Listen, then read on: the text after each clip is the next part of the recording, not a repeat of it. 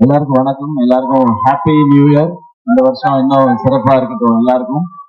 ஆஹ் இந்த வருஷம் கலந்துக்கிற முதல் ஃபங்க்ஷன். எனக்கு ரொம்ப சந்தோஷமா இருக்கு. ஃபர்ஸ்ட் ரீசன் நீங்க வந்ததுக்கு காரணம் வந்து ஸ்னேகா பிரிட்டோ அவங்க தான். என்ன சார் பின்னாடி போடணுமா? வீட்டுக்கு போவா பின்னாடியா? Okay okay okay, thank you thank you. Sneha Brito அவங்க தான் ஃபர்ஸ்ட் ரீசன். அவங்க வந்து முன்னாடில இருந்தே இது வந்து நீங்க வரணும் கண்டிப்பா அப்படின்னு சொல்லிட்டே இருந்தாங்க. அதே டைம் விஷ்ணுவர்தன் சாரும் வந்து ஃபர்ஸ்ட் இந்த படத்தோட லான்ச் ஈவெண்ட்டுக்குமே வரணும்னு சொல்லி கேட்டிருந்தாங்க. அப்போ வீட்டில் ஒரு ஃபங்க்ஷன் இருந்து வர முடியல சார். நெக்ஸ்ட் ஈவெண்ட் என்ன இருக்கோ அது கண்டிப்பா வரேன்னு விஷ்ணு சார்ட்டையும் சொல்லியிருந்தேன், ஸ்னேகா அவங்கள்ட்டையும் சொல்லியிருந்தேன். அண்ட் அப்புறம் வந்து இது இப்போ நடக்குது அப்படின்னு சொன்னாங்க. நான் ஊருக்கு போற பிளான் ஒன்று இருந்தது. அப்போ ஜேவியர் பிரிட்டோ சார் வந்து ஃபோன்ல வந்து அங்கே வந்து இன்வைட் பண்ணாங்க.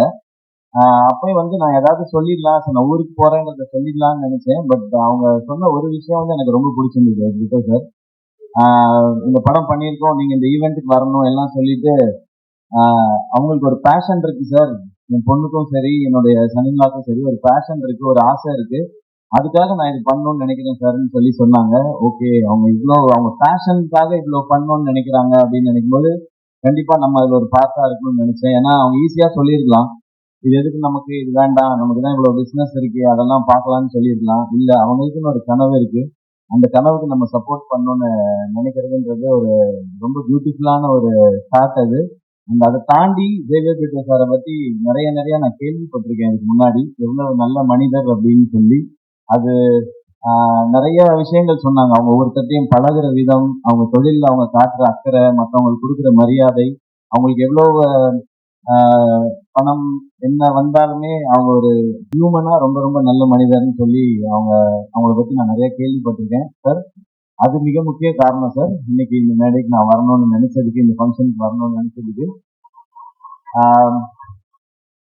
ஏன்னா எல்லா நம்ம லைஃப்ல வந்து எல்லா உறவுகளையுமே வந்து நம்ம அதிகமா எங்கேயாவது ஒரு சான்ஸ் கிடைக்கும் போது நம்ம பேசிடுவோம். அப்பா அம்மா, அண்ணன் தம்பி, அக்கா தங்கச்சி, இல்ல ஃப்ரெண்ட்ஸ் அப்படி இருந்தா கூட பேசிடுவோம். ஆனா அந்த மாமனார்ன்ற ஒரு கேரக்டர் வந்து ரொம்ப ரொம்ப முக்கியமான கேரக்டர் எல்லார் லைஃப்லயும். அது வந்து நிறைய பேருக்கு ரொம்ப ஸ்பெஷலான ஒரு உறவா இருக்கும். அது ஆகாஷ் பிரதர் உங்களுக்கு அப்படி அமைஞ்சிருக்கு. உங்களுக்கு சினிமா பண்ணணும், பெரிய பிலிம் பண்ணணும் அப்படின்ற ஆசை உங்களுக்கு நிறைய இருக்கு. அதை சப்போர்ட் பண்றதுக்கு சார் மாதிரி ஒரு மாமனார் உங்களுக்கு கிடைச்சிருக்காங்க. நீங்க செய்ய வேண்டியது ஒன்னே ஒண்ணுதான், உங்ககிட்ட இருக்க அவ்வளவு உழைப்பையும் கொட்டிடுங்க. எவ்வளவு உழைப்பை கொட்ட முடியுமோ கொட்டிடுங்க. தமிழக மக்கள் உங்களை அள்ளிப்பாங்க. உங்க அப்பா கொடுத்த இடத்த உங்களுக்கு கண்டிப்பா கொடுப்பாங்கன்னு நினைக்கிறேன் நானு. ஏன்னா ஃபர்ஸ்ட் பிலிம் வந்து ஒரு எக்ஸ்பெரிமெண்டா பண்ணலாம், இந்த அளவுல பண்ணலாம், இப்படி பண்ணலாம் அப்படின்னு நினைக்காம லான்ச்சே இவ்வளவு பெருசா இருக்கணும்னு நினைச்சு இப்படி ஒரு ஃபென்டாஸ்டிக்கான டைரக்டரை தேடி பிடிச்சி இப்படி ஒரு படம் பண்ணணும்னு நினைக்கிறாங்க. ஸோ நீங்க அவங்களுக்கு திருப்பி கொடுக்க வேண்டியது ஒன்னே ஒண்ணுதான், உங்களுடைய உழைப்பும் சக்சஸும் மட்டும்தான். அதை பார்த்தா அவங்க ரொம்ப ஹாப்பியா இருப்பாங்கன்னு நினைக்கிறேன். அது இந்த படத்துல நடக்கும்ன்ற நம்பிக்கையும் எனக்கு இருக்கு. இந்த ட்ரெய்லர் எனக்கு அந்த வீட்டில் வரும்போது காமிச்சாங்க, இந்த சாங்ஸ் எல்லாம் கேட்கும் பொழுது. ஏன்னா எனக்கு என் மாமனார் ரொம்ப ஸ்பெஷல். எனக்கு எனக்கு பொண்ணு கொடுத்ததே பெரிய விஷயம்.